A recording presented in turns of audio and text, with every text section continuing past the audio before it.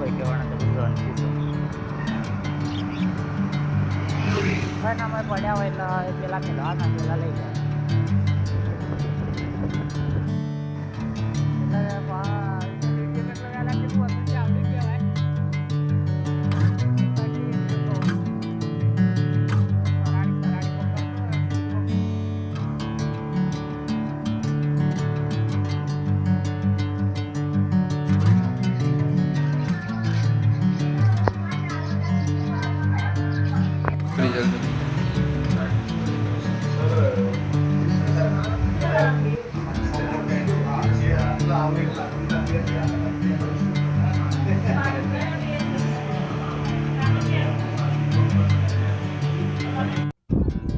જય માતાજી મિત્રો, તમે જોઈ શકો છો કે અમે આ મુકેશ્વર આવી ગયા છીએ અને અમારા ચંદુભાઈ સાથે છે અને આ મુકેશ્વરનું લોકેશન છે. તમે જોઈ શકો છો કે પોણે ખાસું બધું ભરેલું છે અને બાઇક લઈને આવ્યા છીએ. તમે જોઈ શકો છો વિડીયો શૂટિંગ પણ ચાલુ છે અને મુકેશ્વર તમે આવેલા હોય તો કોમેન્ટ કરજો.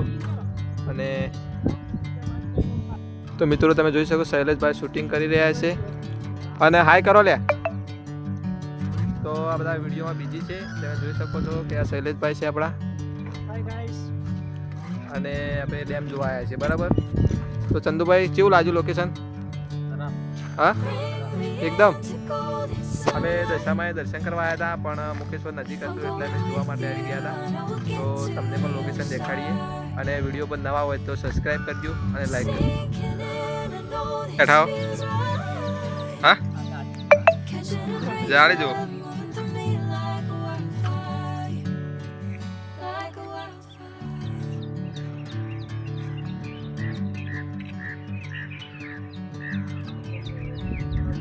પોણે આટલું ઓછું ના કહેવાય છે. તને ચંદુભાઈ શું થયું?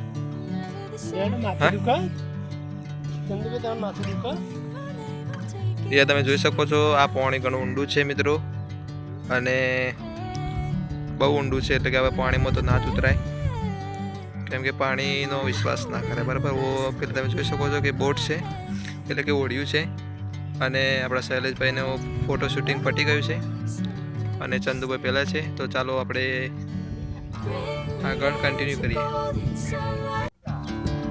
તો ગાઈસ તમે જોઈ શકો છો કે હવે શૈલેષભાઈને ઘરે હેડ્યા છે અને આ બાઇક બરોબર રેતમાં ચલાવતો નથી એ માટે અમારે ચાલતું જવું પડે છે. તમે જોઈ શકો છો આ ચંદુભાઈ પણ ગભરાઈ ગયા છે અને અમે પણ ગભરાઈ ગયા છે કેમ કે રેતમાં બહુ બાઇક ફગાવે છે એટલે અમને એવું લાગે છે ડર. ચંદુભાઈ તમને ડર લાગે છે? હા, તો પાછળ તમે જોઈ શકો છો કે શૈલેષભાઈ એવું બાઇક ચલાવે છે એટલે હમણાં ગમતું નથી. બરાબર, ના તું જા કેમ કે ડ્રાઇવરિંગ સરસ છે પણ બરોબર નથી ચલાવતો રેતમાં અને અમને ખૂબ ડર લાગે છે મને. તો તમે જોઈ શકો છો કે મુકેશ્વર ગેટ તરફ જવાનો રસ્તો ત્યાંથી છે. બરાબર, પણ મોડું થયું છે એટલે કંઈ વિચાર નથી. શૈલેષભાઈને પૂછશે કે શું વિચાર છે એમને. ચાલો ચો જાવ હવે. હવે અમારા વિડીયો બગાડે ને તો આ મિત્ર બગાડે છે અમારો શૈલેષભાઈ છે કેમ કે બનાવે છે બ્લોગ બનાવે છે આ રોસ્ટિંગ વિડીયો બનાવે છે ભાઈ. તો તમે જોઈ શકો છો કે લોકેશન મસ્ત છે ગાઈસ. તમારે લેવાય જાય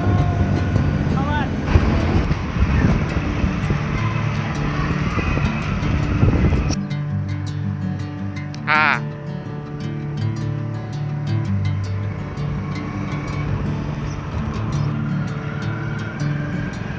ધૂણા છે ચંદુભાઈ.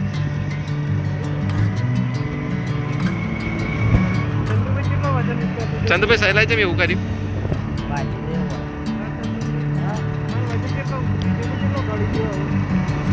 શેભર જાવું લે હવે ચાલે શેભર જાવું.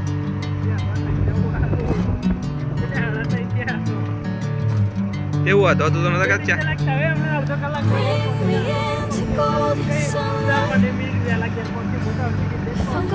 તાર તો હતા ભાઈ. હા